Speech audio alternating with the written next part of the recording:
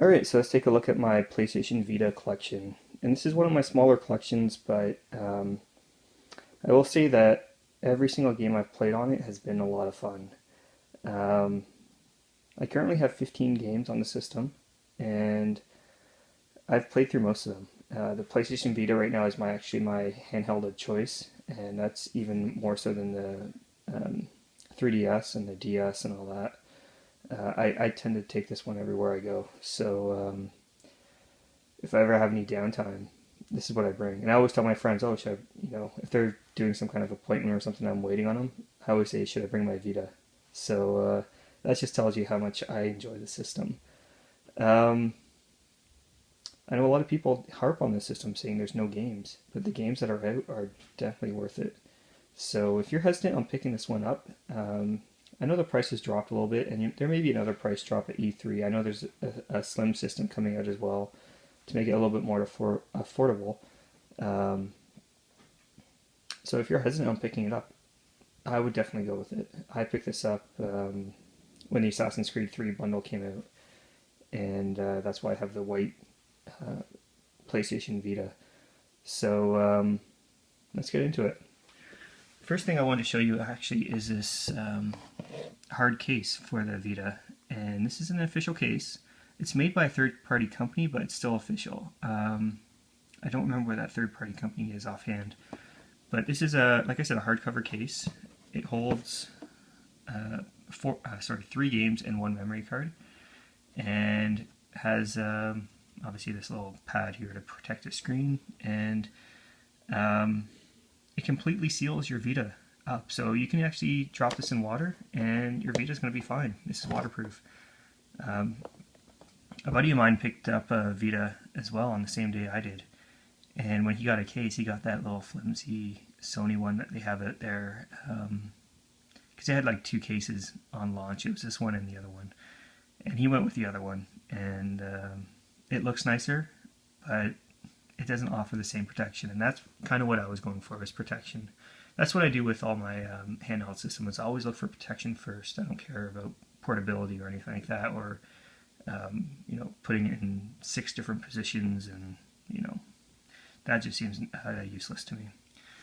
So anyways, going into the Vita, like I said, I have this white PlayStation Vita. I picked it up with the Assassin's Creed bundle.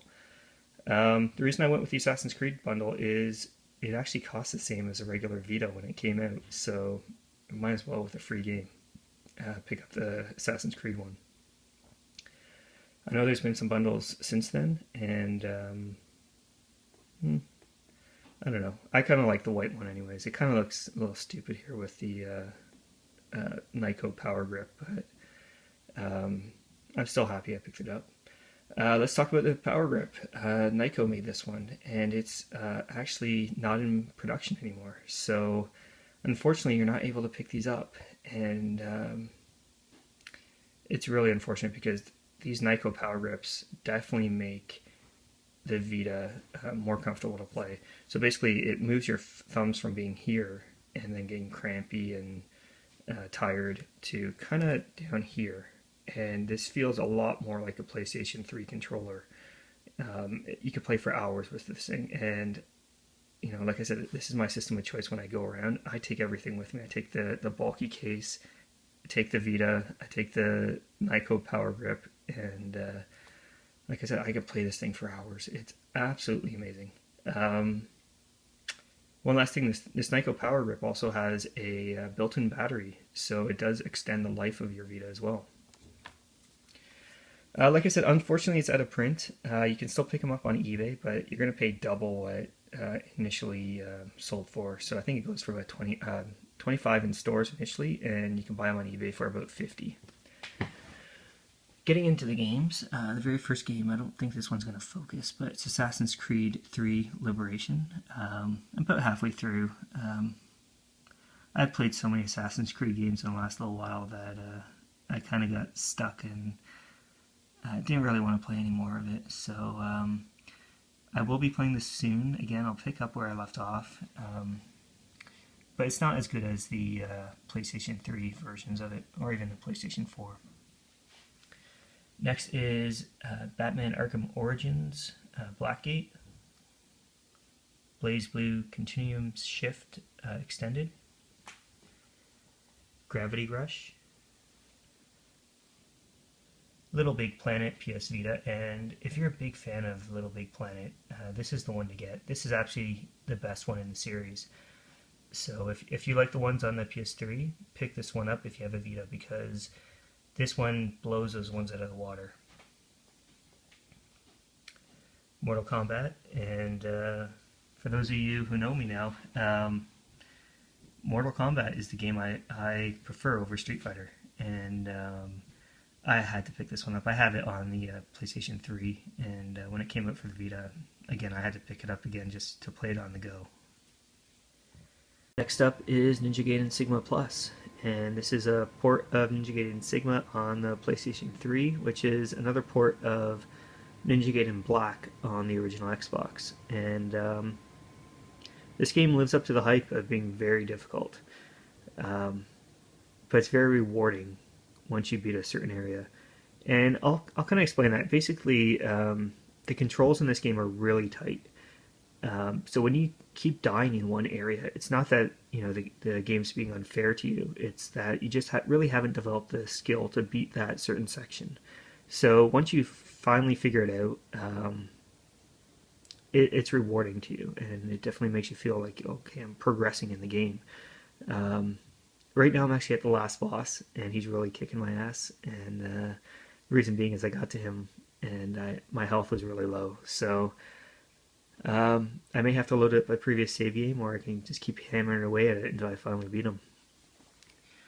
Next up is PlayStation All-Stars Battle Royale, and this is basically PlayStation's version of Super Smash Bros. It's good, but it's not as good as Smash Bros. So if you're expecting Smash Bros., you can kind of get into it, but it's not as good. Basically, take all your PlayStation characters and you fight in a arena, and that's basically it. It does have a little bit of a story to it, but nothing to write home about. Next up is a game I always tell everyone to pick up. If you own a Vita, you have to go get yourself this game, and it's Persona 4 Golden. I picked this up at full price. At the time, I think it was like $30, and I played through it, and it's actually now in my top 5 games of all time.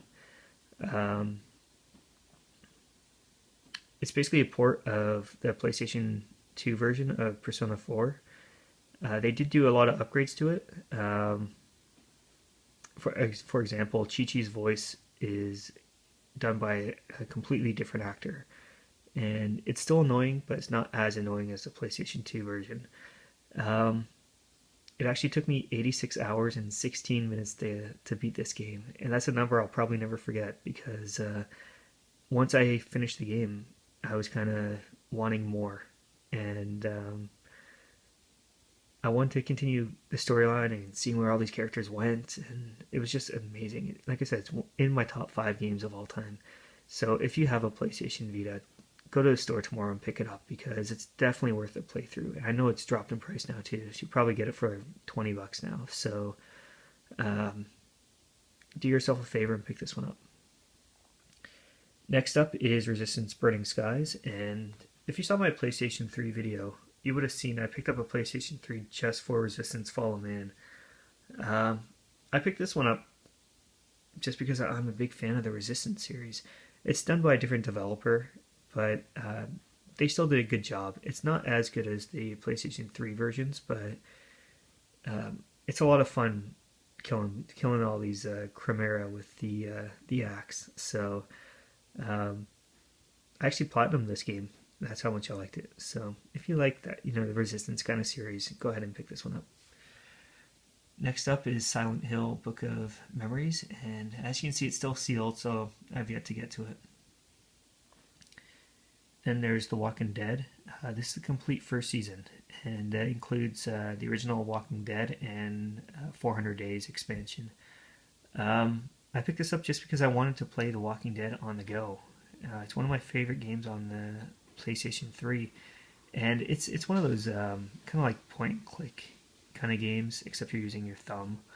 Um, it's very story driven, and that's really what I like about it. There's not a lot of complex kind of controls or anything like that. So if you're expecting something like Persona 4 or